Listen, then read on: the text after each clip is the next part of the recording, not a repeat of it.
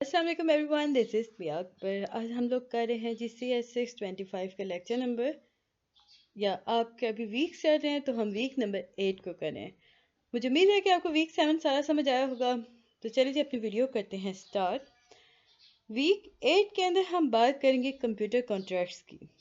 सबसे पहले हमें पता होना चाहिए कि कंप्यूटर कॉन्ट्रैक्ट्स या कॉन्ट्रैक्ट है क्या। ये एक एग्रीमेंट होता है जो कि दो या दो से ज़्यादा पार्टीज के दरमियान होता है, और उसमें ये तय होता है कि क्या चीज़ स्पेसिफाइड करनी है और कौन सा काम करना है और कौन सा नहीं। कॉन्ट्रैक्ट जो होता है ये फॉलोइंग पर्पस को सर्व कर रहा होता है।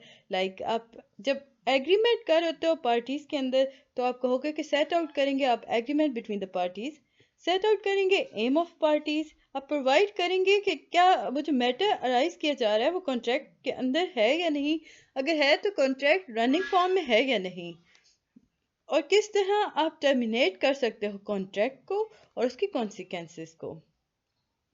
अगर हम बात करते हैं, अगर कॉन्ट्रैक्ट आपके पास ना बहुत ज़्यादा हार्श है, अनफेयर है, उसके अंदर काफ़ी सारे इशू ऐसे हैं जो कि पार्टीज जो हैं उनके दरमियान अनरिजॉल्व्ड हैं, तो किसकी रिस्पॉन्सिबिलिटी होगी कि वो उसे कॉन्टेम्पलेट करे रूल्स के अकॉर्डिंग, तो वो होगा कॉन्ट्रैक्ट लॉ। ये आपके एमसीक्यूज में था। कॉन्ट्रैक्ट लॉज ऐसे होते हैं जो कि कॉन्टेम्पलेट करते हैं अकॉर्डिंग टू रूल्स। नेक्स्ट आपको बताया जाता है कि अगर डिस्प्यूट्स जो होते हैं कॉन्ट्रैक्ट्स के अंदर ना पाए जाए ना, तो कॉन्ट्रैक्ट्स आपका परफेक्टली रन कर रहा होता है। लाइक आपके पास एग्जांपल आती है मैरिज, आपकी एग्जांपल होती है शिप कैरिंग का कार्गो। अगर हम अवॉइड करें ना डिस्प्यूट और फ्यूचर डिफिकल्टीज को, तो हम ड्राफ्ट करते हैं डॉक्यूमेंट्स को जिसमें क्लियर कर दिया जाता है कि दोनों पार्टीज ने क्या काम करना है, मेथड क्या है पेमेंट का, और ये अप्रिशिएट वे क्या है, आप टर्मिनेट कैसे कर सकते हैं कॉन्ट्रैक्ट को अगर आप चाहते हो तो। नेक्स्ट आपको कहते हैं कि कॉन्ट्रैक्ट जो होना चाहिए वो क्लियर होना चाहिए, कंसाइज होना चाहिए, कंसिस्टेंट होना चाहिए। इसके अंदर कोई एम्बिग्यूटी नहीं होनी चाहिए, पार्टीज को पता होना, पार्टीज के लिए कोई शक शबू यूँ समझ लें कि कोई डाउट नहीं रहना चाहिए कि उन्हें बहुत अच्छे से क्लियर हो कि उनके राइट्स क्या हैं और ड्यूटीज़ क्या हैं। एम्बिग्यूटी और डाउट्स जो होते हैं ये परफॉर्मेंस पे काफ़ी असर कर रहे होते हैं, जिसके नतीजे में जो वर्क होता है उसमें या काम करने वाले लोगों के दरमियान अनसेटिस्फैक्ट्री पाई जाती है, जो कि आप डिसएग्रीमेंट और एक्सपेंडिचर ऑफ टाइम के बारे में लेके जाता है। यानी कि होता क्या है, जब अनसेटिस्फैक्ट्री आ गई तो डिसएग्रीमेंट्स होने शुरू हो गए, एक्सपेंडिचर ऑफ टाइम को बढ़ना शुरू हो गया, एफर्ट ज़्यादा लगना शुरू या कम होना शुरू हो गया, और मनी जो है वो इस प्रॉब्लम को फिर बाद में रिजॉल्व करती है। आप बहुत सारी कंपनीज में देख रहे होते हो ना कि स्ट्राइक पे लोग आ गए हैं क्योंकि वो उन्हें पता नहीं होता कि हमें क्या राइट्स प्रोवाइड किए गए हैं, सो वो हर बात पे प्रॉब्लम क्रिएट कर रहे होते हैं। नेक्स्ट आपके पास आता है जी contract of the supply for custom bill software at fix price. अगर हम बात करते हैं सॉफ्टवेयर सप्लायर की, तो हमें पता चला कि सॉफ्टवेयर सप्लायर जो होता है उसे पता होता है कि स्टैंडर्ड फॉर्म कॉन्ट्रैक्ट की क्या है, जिसे वो यूज़ करता है, इंटेंड करता है टाइम टू टाइम। तो ऐसे कॉन्ट्रैक्ट जो होते हैं ये कंसिस्ट करते हैं शॉर्ट इंट्रोडक्टरी सेक्शंस को, इसमें सेट ऑफ स्टैंडर्ड टर्म्स और कंडीशंस पाए जाते हैं, अपेंडिसेस और एनेक्सेस पाए जाते हैं। अब हम वन बाय वन देखते हैं कि इंट्रोडक्शनरी सेक्शन में क्या क्या होता है। इसमें पता चला कि पार्टीज का नाम क्या है, मतलब जिन दो पार्टीज के दरमियान एग्रीमेंट हुआ उनका नाम क्या था, उन्हें किस तरह रजिस्टर कराया गया, या उनका एड्रेस जो उन्हें रजिस्टर कराया है वो कैसा है, वो डेट वो साइन करते हैं जो कि ऑथराइज किया गया था, या यूँ कह लें कि उस इंट्रोडक्टरी सेक्शन के अंदर डेट मेंशन होती है जिस दिन ये पार्टीज ने ये साइन किया था एग्रीमेंट, वो उनके साइंस भी होते हैं। कभी कभार ऐसा होता है कि सेट्स ऑफ डेफिनेशन शुरू में बता दी जाती हैं कि कोर्स ऑफ एग्रीमेंट क्या है, आपके सेट आउट क्या हैं, अल्फ़ाबेटिक ऑर्डर्स हैं, लाइक डिक्शनरी यूज़ हो रही है, लाइक और order to in which they appear in the rest of the contract, the company the client और कंपनी के दरमियान जो जो मामलात तय हो रहे होते हैं ना, वो इंट्रोडक्टरी सेक्शंस में शुरुआत ही में बता दिए जाते हैं। आगे बढ़ने से पहले काइंडली मेरे चैनल को लाइक और सब्सक्राइब जरूर कर दीजिएगा। वीडियो पसंद आती है तो कमेंट कीजिएगा। मैं कोशिश कर रही हूँ ताकि आपके लिए एक बेहतरीन सी वीडियो बन सके, ताकि आप आसानी से और अच्छे से पेपर अटैम्प्ट कर सको। अब इसके अंदर कुछ पार्ट्स मुख्तलिफ होते हैं, लाइक टर्म्स और कंडीशंस आ गई। नेक्स्ट इसके हमने बात की तो इसके अंदर हम डॉक्यूमेंटेड स्टेटेड की बात करते हैं, लाइक एसआरएस हो गया।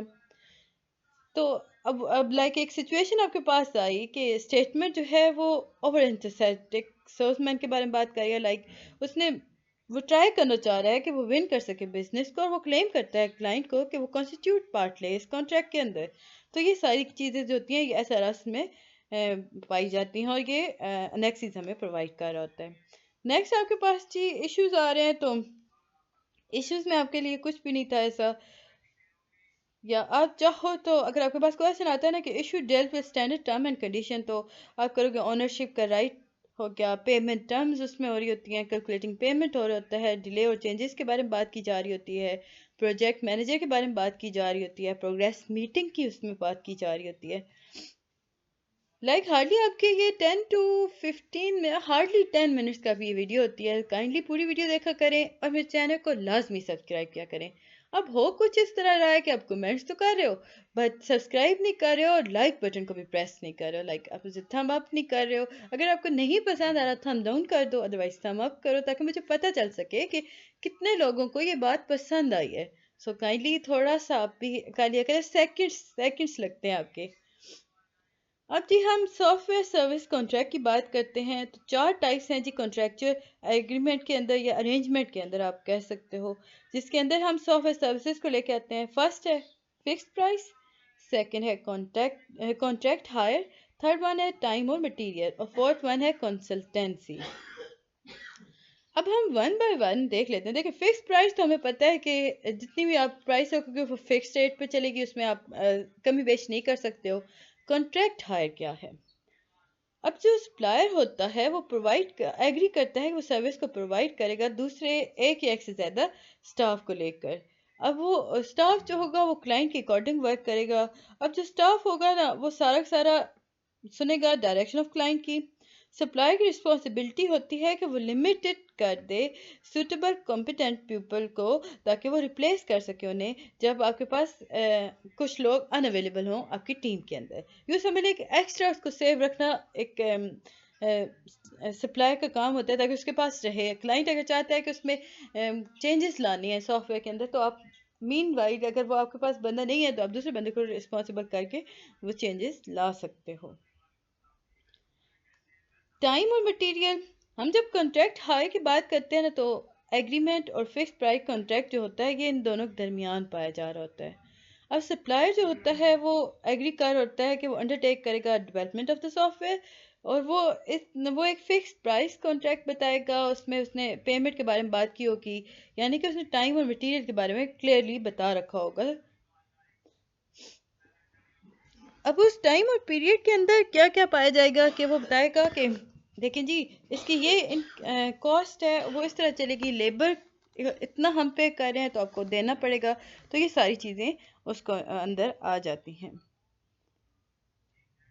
तो सप्लायर जो होता है वो कभी भी कंप्लीटिंग द वर्क के बाद फिक्स प्राइस नहीं बताता, वो शुरू में बता देता है। मैक्सिमम पेमेंट वो फिक्स कर देता है, लाइक उसे अंदाज होता है कि इतनी पेमेंट पे ये वर्क करेगा, तो वो उतनी फिक्स प्राइस आपको एक मैक्सिमम पेमेंट बता देता है, और कहता है कि अगर मज़ीद इसमें चेंजेस आए तो हम आपको ज़रूर इत्तला करेंगे। क्लाइंट को ये बता रहा होता है।